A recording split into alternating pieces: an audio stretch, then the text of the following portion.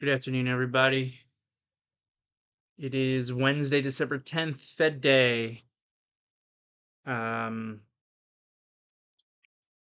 I am an associate member of T3 Trading Group, which is an SEC registered broker dealer, and member of FINRA. All of my trades are placed through T3 Trading Group. You should carefully consider whether trading is suitable for you in light of your own financial condition. Position disclosure here. Excuse me. The main thing is I'm short this WRBY, and I kept it. WRBY. Extension is getting a little bit silly for a company that likes to make sunglasses. All right. So we have Oracle out after the close here. Oracle's trading lower. The numbers look not good to me, pretty much across the board. I'm seeing almost all misses except for their second quarter adjusted EPS. Missed on adjusted revenue, missed on cloud revenue, but basically in line, I guess, on cloud revenue. Missed on adjusted operating income, missed on margin by a little bit. Cloud infrastructure's in line, cloud applications in line, whatever that means. Software revenue's a miss.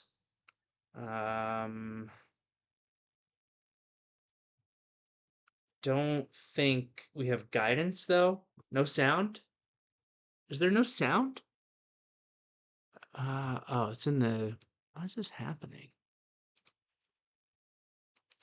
There's sound. There's no sound in the. One second, guys. I got no sound. People in the YouTube should be able to hear me, I think, based on what I'm seeing. Why the virtual trading floor is not.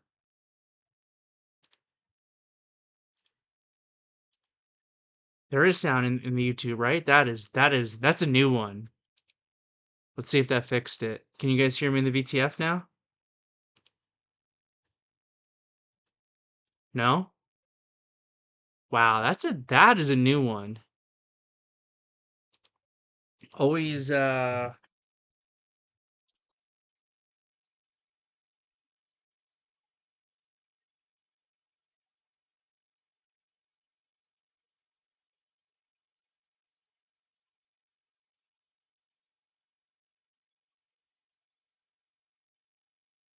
try the soft media refresh for the room. Okay, let me know. Let me know, Pat.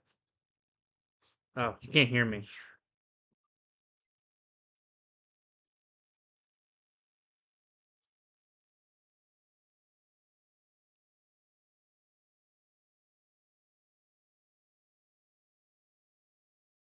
Can you guys in the VTF hear me now?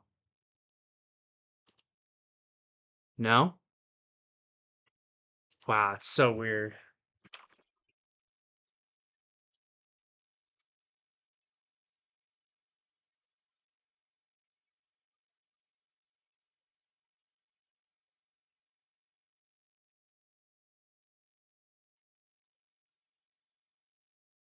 This is a new one. This has never happened before out of all of the times I've ever had issues with all my technology problems on all the different computers. I've never had it where the YouTube worked and the VTF did not.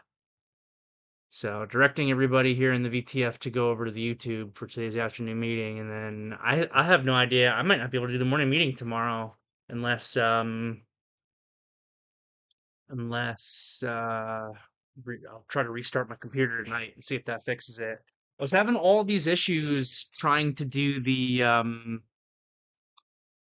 that YouTube thing with JR and Sammy today, and I was unplugging and replugging in all my different microphones and stuff, and I, I couldn't get it to work. Um, nah, I mean that's the question's a bit above my pay grade, Robert, but I don't think so. I think T3 spent a lot of money on the virtual trading floor. This updated virtual trading floor. We had an old virtual trading floor like pre-COVID that wasn't nearly as good as this one, and then they bought this one, I think. And I think they spent a lot of money on it, and overall it works great. So there's never been any issues before. Um, But anyway, go over to the YouTube, even though you guys can't hear me say that, and then I'll try restarting my computer tonight, and hopefully it works for the morning meeting tomorrow. But I assume that this is just entirely related to the issues I was having with JR and Sammy earlier, and how I was plugging and unplugging my microphone. But anyway, I'm gonna push on with the meeting because otherwise we're not getting anything done here. Oh, I just got a whole bunch of fills and some stuff, so give me a second on that. Fiddling around with these wires.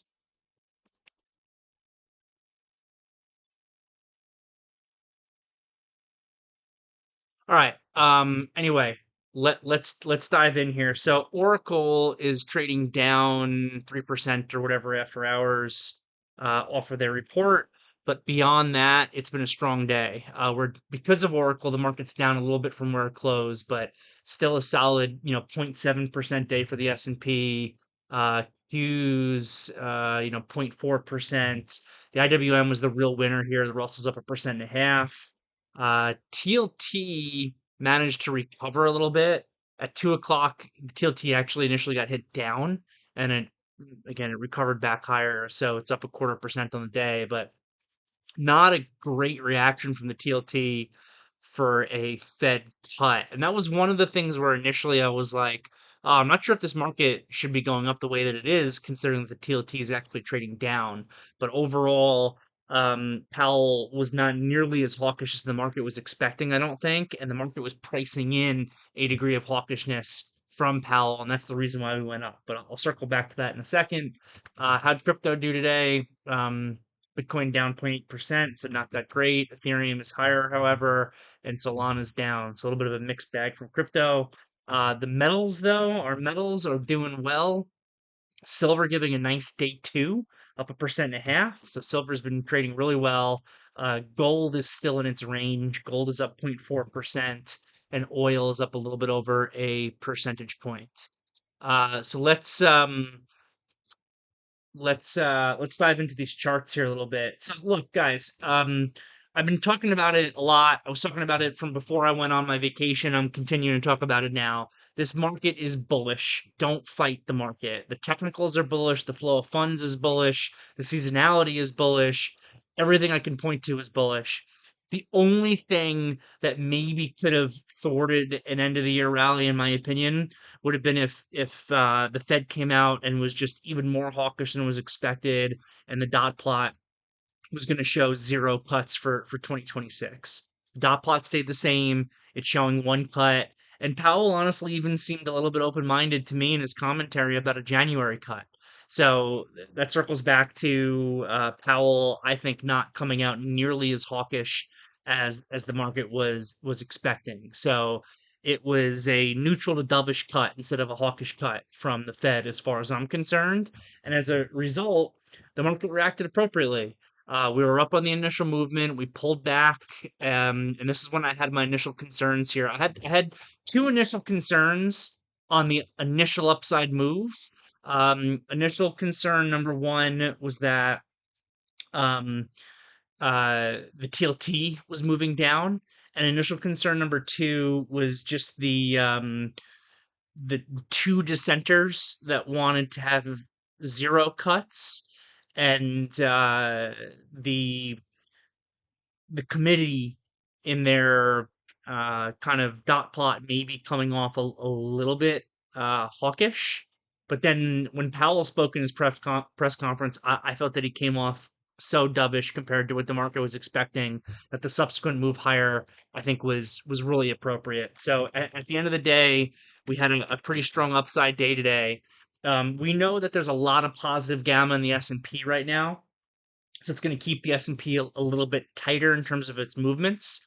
There's much less so in the IWM. The IWM is much more free to move about the cabin, as we say. So this Russell giving beautiful bull flag continuation to all-time highs today, and the Russell doesn't look like it's done to me. And if you go back over to the SPYs have they got a little bit ahead of themselves off of this November low. Just it was a really big move in a short period of time. They consolidated through time here with a little bit of an upside grind. The ADMA caught up, so this is a bullish consolidation. There's no real upside extension. And again, you have everything to point to on why this market should continue to be bullish here. We know that CTAs are buying like $1.5 billion to $2 billion per day this week, and they're going to continue to buy over the course of the next month unless there's a real major down move. Vol Control, even though they were potential sellers today on bigger movements, I think that overall they're going to probably be buyers now because you've got some realized volatility from November that is probably going to get unwound, and at the same time the heavy positive gamma from the S&P is probably going to keep our ranges pretty tight. So, everything points to a continued move higher here for the market. I'm expecting it to be more of a grind than like a momentum upside move. Um, but the technicals are bullish, the flow of funds are bullish. Powell came out dovish. Uh, you know, there's just, in my opinion, every reason for us to continue to move higher here through the end of the year, especially now that we got through Powell today. So market technicals look beautiful. It's an inside and up on the daily. The potential of a bull flag breakout. There's a little bit of resistance at 690, which is basically all-time highs in the SPYs. You get through that, and there's nothing else there. IWM we already looked at. Bull flag continuation, all-time highs today. This looks like it's set up for further continuation. And Qs I guess are a little bit weaker, but overall this chart looks fine to me as well. We've gotten back above this more recent resistance here around this like 624 to 625 area. Let's see if we can clear through 630 in the Qs. But broadly speaking here, the technicals on all three daily charts for all three major indexes that I like to look at are looking really solid and really bullish. So I would say expect continuation. You can put on some cute shorts here or there for day trades or smaller time frame trades. Markets don't typically work in straight lines, but for the most part, we should really be looking for longs and for continuation trades. I think now through the end of the year, unless a new piece of information or a new piece of news comes out that I'm not expecting that changes the picture a little bit. But otherwise, I think things are looking great, and the IWM is probably the best place to focus. I know now because of today's move and it was up the most today that it's a little bit extended, but I think that the IWM is the place to focus. And I honestly think that some of these meme names, even though I love to hate on them, are going to continue to perform as well. I also really like OIH still. I'm loving this new bull flag that's being built out in the OIH. I think that silver still looks great, but I don't want to chase it after a big day two. But I think that silver is going to continue. There's just a lot of stuff out there that I think looks bullish. And then we can kind of reassess, you got to think about like the Santa Claus rally and the January effect and into the end of the year, just in terms of a combination of window dressing and tax loss selling, what is going to get sold and what's not going to get sold into the end of the year. And I think that when you're looking at crypto, quantum, that type of stuff, that it'll probably not be sold into the end of the year and potentially gets bought just because the stuff is up so much on the year. And again, it's just a little bit of window dressing there. There's not the tax loss harvest selling that needs to come in on that stuff. And when we get into January, if we can get big enough moves higher in some of those things, then they can potentially be shorts. So that's kind of a quick overview on the big picture of the market. I really don't have anything else to say except that things are looking really bullish to me. Um, from a position update perspective, I'm short this WRBY. Really, really big day three today. I didn't start shorting it until the $29 area. Caught a nice move lower in it. Kept some. So uh sorry, just seeing something here real quick on my position. Um, Kept some, stock is just getting super, super extended. The news here from a few days ago is that they are partnering with Google on Google Glasses. So Google is going to be making a competitor to what Meta has been doing with their sunglasses that they, I believe, are partnered with Ray-Ban on. If anyone remembers, Google is actually like the OG glasses company. They were doing that back in, I don't know, it was pre-COVID. I don't remember what year, but it kind of flopped. And obviously, technology has really changed since then. So This WRB, I think, definitely deserves to be higher, but I don't think that Google's only going to work with them either. I think that they're going to work with probably a broad base of sunglasses companies. But at this point, this day three move here, I think is getting a little bit silly. It's not a low floater. The short interest on it is not insane. I think it's like 11% of the float. So it's hitting a point where I like it at the short side. Traded it well today, and I'm keeping a little bit overnight. And I mean, that's pretty much all that I got. I don't really have anything else. The long and the short of it is everything looks bullish to me. Oracle maybe dampens the semiconductor trade a little bit, the AI trade. So we got to keep an eye on that.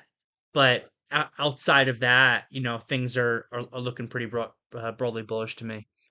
So happy to turn it over to you guys for questions. First, I'm seeing here in the VTF from Robert, Fed buying Treasury bills, $40 billion. Is that usually a positive or negative for the market, and why, please? Well, it's a positive. It's quantitative easing, right? So the Fed is coming in and they're buying Treasury bills, particularly on the short end of things.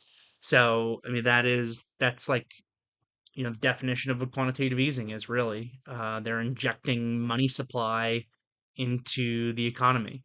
So it's bullish, and they're doing it at a way at a number that's larger than the market was expecting. I think the market was expecting that the Fed was going to be buying $20 billion a month. Now, part of that I think is still a little bit of a roll off of they're not going to be buying MBS and maybe still selling MBS.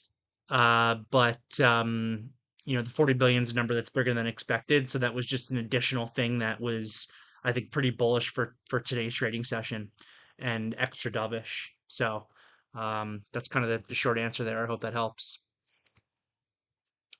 From Ethan, can you explain the positive gamma that you were mentioning? Sure. So, and you had also asked this morning about the CTAs. So what you're going to learn here, Ethan, because I know you're new to the team, is that one of the big things that we like to pay attention to, because it really is what makes markets move, is what we call market dynamics, or sometimes we refer to it as flow of funds. So and I actually, this is unique to me. I actually consider this to kind of be like a subset of technical analysis if I want to be a little bit bigger picture about your question first.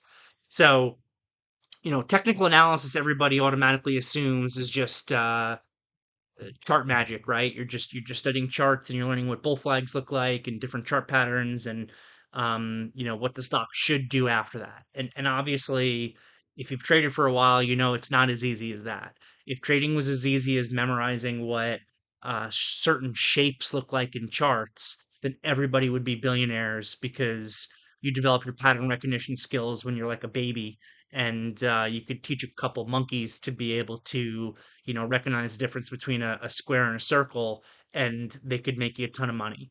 It is not as easy as that. Even when you're thinking about traditional charting, it's not as easy as that because you need to understand when you're looking at a chart pattern um, more than just that daily chart bull flag. You need to understand that daily chart bull flag in terms of extension, the type of stock that you're trading, what the market's doing at the same time, if you've watched my training program classes, all of the layers of probability that will impact whether or not a chart pattern or a trade will work. But really, what technical analysis actually is not just memorizing shapes and charts. Technical analysis is the study of supply and demand in the marketplace. And that's a very broad definition. Technical analysis is the study of supply and demand in the marketplace. Well, traditionally, the way that people think about that is in understanding that a bull flag is a demand buildup pattern, right, where you're expecting continuation. But when we think about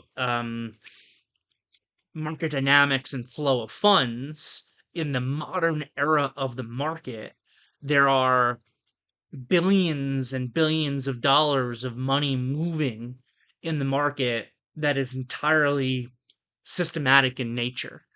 And if something is systematic in nature and you can understand the rules of the system because it has to be based on rules, then you can model what in any given situation a certain cohort of uh, systematic strategy is required to do.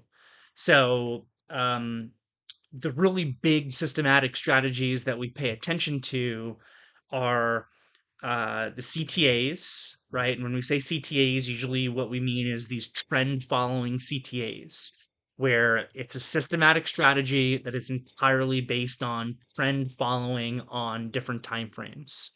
And again, that can be modeled. So that's how I know from it was in Pat's note this morning. I'll pull up Pat's note here real quick. Here it is. Boom. This is from Goldman Sachs. They modeled it for us. And we know that in a flat tape, right, if the market were to be more or less unchanged this week, that you're going to get, let's just call it $10 billion worth of buying into the US. The into the US number is typically the number that I pay attention to because I don't trade international markets. I trade US markets. $10 billion, so about $2 billion a day is going to be happening. That's forced buying in a flat tape. In an up tape, it'll be a little bit less than that. In a down tape, it's still going to be buying, but it's going to be a lesser number as well. So this is just modeled. So I know that no matter what else happens that's going to be out there, there's going to be supportive flows of at least $2 billion a day in a flat tape, just specifically coming from CTAs. The second systematic cohort that we like to pay attention to is called the vol control, right? And that stands for volatility, realized volatility. And these are uh, strategies, money that flows into and out of the market just based on the amount of volatility that is present in the market, the amount of realized volatility. And it's typically done on a 1 and 3 month look back for those strategies. And again, that can also be modeled. So what I was just saying before is that because the realized volatility increased in November, you can see that we had bigger movements. And realized volatility is so far decreasing again in December. And my expectation, by the way, is that it's going to continue to decrease in December versus November. That crunch lower in realized volatility is going to create a forced bid, I think, overall in the month of December from the vol control funds. So that's two. And the third one is the I don't look at the third one as much, and it's escaping my brain, which is still a little bit tired from being under the weather. Uh, Bill, maybe you can, if you're listening, you can help me out on what it's called. But there's a third one as well. It's a little bit smaller. Now next, that's systematic flows. Next, a level of market dynamics that we pay attention to is what we call gamma, the gamma levels. So you can basically have a market that has positive gamma, negative gamma, or zero. So a positive number, a negative number, or zero. And where gamma comes from is risk parity. There you go. Thanks, Bill. Uh, where gamma comes from is basically market maker hedging of options. So uh, when a large institutional player puts on a big bet in the options market for whatever reason, most of the time, who's filling that order is going to be an options market maker. But the thing about options market makers is that they are not in the business of taking directional risk in the market, right? The funds and you and I, we're in the business of taking directional risk on the market, but the market makers are not. So if they are being forced to come in on the other side of a trade because that's their job, they're basically trying to make spreads. What they will be doing is they will be immediately hedging out that risk in the market, right? So um, if a big institutional player were to buy a call option and the market, which is a bullish bet, the market maker has to sell that call option. So now the market maker has a bearish bet on their book that they don't want. So what they're going to be immediately doing is they're going to be coming in and they're going to be in this case, buying the stock market in order to reduce that risk. Now, options value changes. It changes based on price and it changes based on time and a couple other variables, but let's keep it simple with price and time. So as price and time evolves, the market makers need to be adjusting their hedge. And basically what this turns into, trying to keep an easier answer here, is the gamma level of the market is how much overall those options market makers in the S&P need to buy or sell based on a given movement. In a so a positive gamma environment is going to have an insulating effect on the market. So when the market moves higher, the market makers are going to have to sell. When the market moves lower, they're going to have to buy. So it has an insulating effect on the market. So I'm actually not sure. I know it's a large number, but I'm not sure what the number actually is right now. But let's assume for a second, because I know it's a decently large number, that the positive gamma in the S&P right now is $10 billion. What that means is if the market were to go up 1%, it's going to be met by $10 billion worth of selling. If the market were to go down 1%, it's going to be met with $10 billion worth of buying. So your ranges are going to become much more insulated when that happens. Because in order for the market to go up more than 1%, you're going to have more than $10 billion worth of buying coming in to overwhelm the hedging aspect that's coming from the positive gamma. Negative gamma has the opposite effect. If the market had negative gamma, which it doesn't have right now, and the market were to go up, let's say 1%, let's say the gamma profile is negative $2 billion, the market goes up 1%, there's going to be $2 billion of additional buying. If the market were to go down 1%, then it's going to be met with $2 billion of additional selling.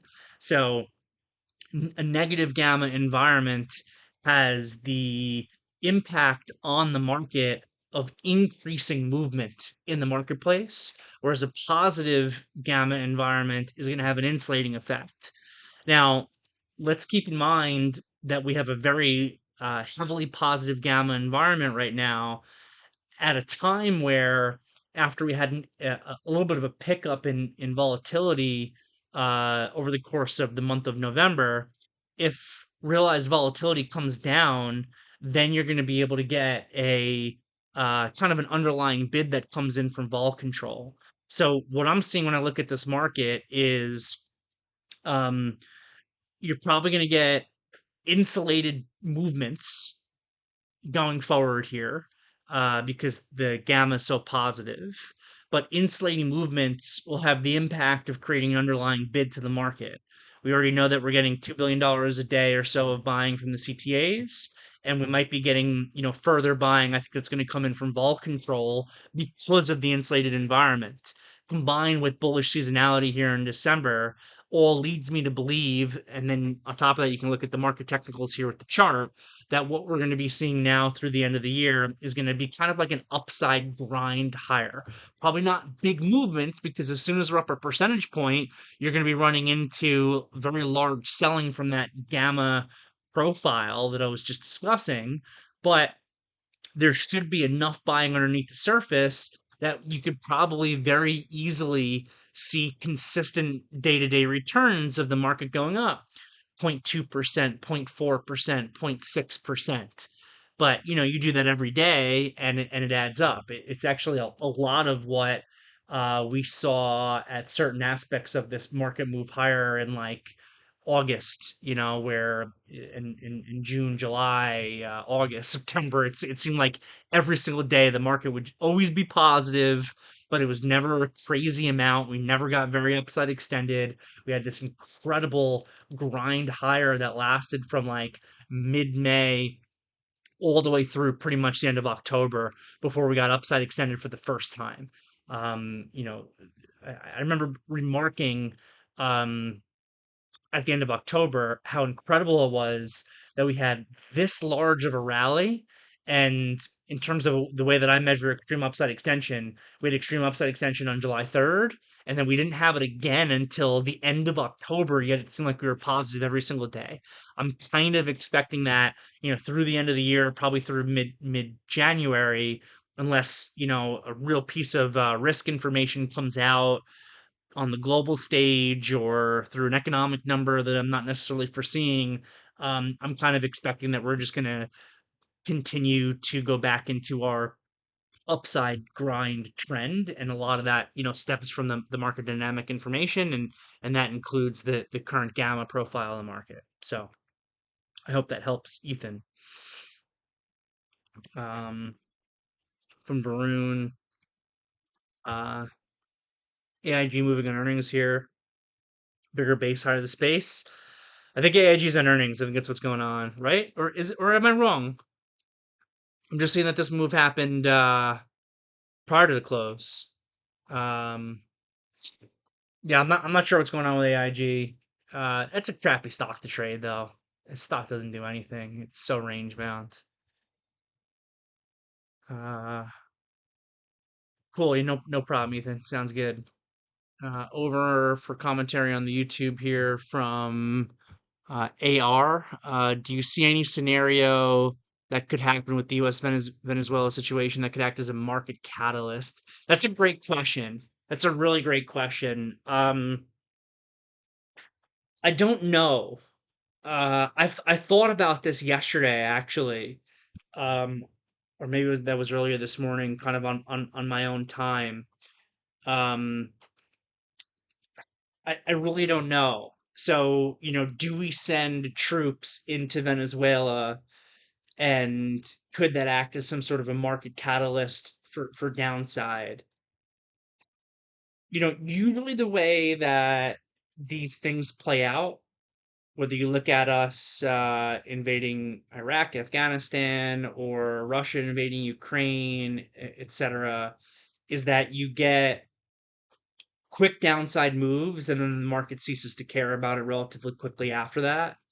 So could that act as a catalyst that shakes things up and brings us down? I guess it could. Um, in the short run, it could, and then it probably leads to a buying opportunity, though, to be honest, because that's what every single war situation does. It just leads to a buying opportunity. So that's all I got for you on that one. But it's a great question. I wish I had a better answer. I wish I had a little more conviction on that answer. I don't know if it'll lead to a sell off, but I think that if it does, that is a handful day move, and it's a buying opportunity when it washes, because all those situations always tend to be that way. AIG's on takeover news with Chubb. Oh, how did I miss that?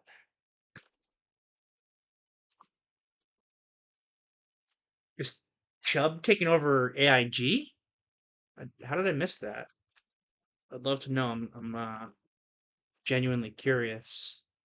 I wouldn't think I'm not super knowledgeable in the insurance companies, but I wouldn't think that Chubb would be able to afford AIG. But I could be very wrong on that.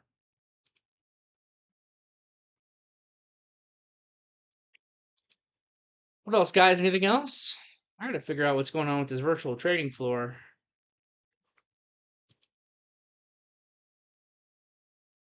Try restarting the computer tonight and see if that works for tomorrow's trading session. So it's kind of cool how many more viewers I got in the YouTube compared to usual. Maybe I should just leave it broken. No, it'll be a disaster for the morning meeting. um all right, well, I'm not seeing any other questions. I know it was a Fed day today. I'm happy to answer any questions on that, but it honestly seems pretty straightforward to me. Market was pricing in a hawkish cut. It ended up not being that hawkish, and the market went higher, as expected. So I will wrap it up there. If you're in the YouTube, since I see a whole bunch of you guys in here compared to usual, um, give me a thumbs up. And yeah, I wouldn't say it's out of the possibility. If I can't get the VTF fixed by tomorrow morning, I might have to live stream into the YouTube a morning meeting. But I don't want to get anybody's hopes up either. So if you're in the YouTube, you might as well give me the thumbs up. Um, have a great night, everybody. I'll see you all tomorrow.